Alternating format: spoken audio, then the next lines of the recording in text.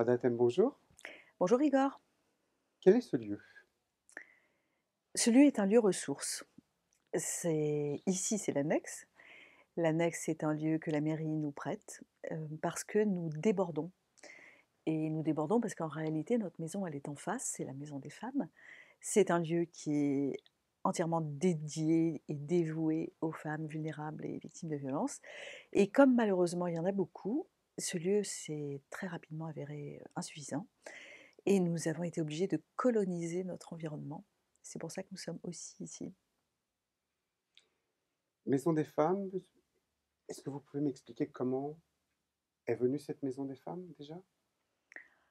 Alors c'était un accouchement dans la douleur, parce que c'est un concept qui n'est pas très banal encore. Il n'y avait pas, quand j'ai commencé à imaginer ce lieu, d'éléments de comparaison. Et c'est juste parce que je suis plus très jeune et que j'ai pas mal roulé ma bosse dans la santé des femmes, qu'au bout d'un moment, je me suis dit qu'il n'y avait pas de lieu où on réunissait un peu toutes les problématiques qui étaient à la fois de la santé, mais pas que. Toutes ces questions qui mettent les femmes en difficulté dans leur vie, qui peuvent être aussi bien une grossesse non désirée que une difficulté conjugale, mais pour le coup grave, des violences, des coups, des antécédents d'agression sexuelle, des viols, des excisions, ce que moi j'appelle des violences communautaires, parce que bien que nous soyons au pays des Lumières, beaucoup de femmes dans ce territoire ont malheureusement, sont victimes de communautés, de familles, où on leur impose des choses insupportables, où elles n'ont pas là leur mot à dire, où elles n'ont même pas la possibilité de disposer de leur corps. Et donc toutes ces questions sont des questions que nous traitons à la Maison des Femmes. Et quand j'ai eu cette idée, je me suis dit, bon, bah, il faut monter un lieu.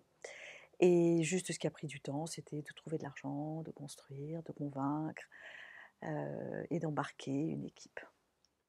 Combien d'années, depuis combien d'années c'est ouvert? On a ouvert en septembre 2016 et en fait, le travail en amont a duré 3-4 ans avant de pouvoir ouvrir. Et depuis qu'on a ouvert, on a très rapidement explosé les compteurs, pour parler moderne, et la fréquentation augmente très régulièrement. Alors on pourrait dire que c'est parce que la société a changé, parce que la parole s'est libérée, parce que les violences sexuelles sont devenues un sujet moins tabou, parce que beaucoup de femmes puissantes ont parlé. Et aussi parce qu'il y a eu des révélations dans des mondes aussi divers que le sport, le cinéma, l'église, la police. Et évidemment, le sujet est plus familier, pour autant il n'est pas résolu. Et je pense que malheureusement ce type de structure est plus que jamais nécessaire en France, mais aussi ailleurs. Merci.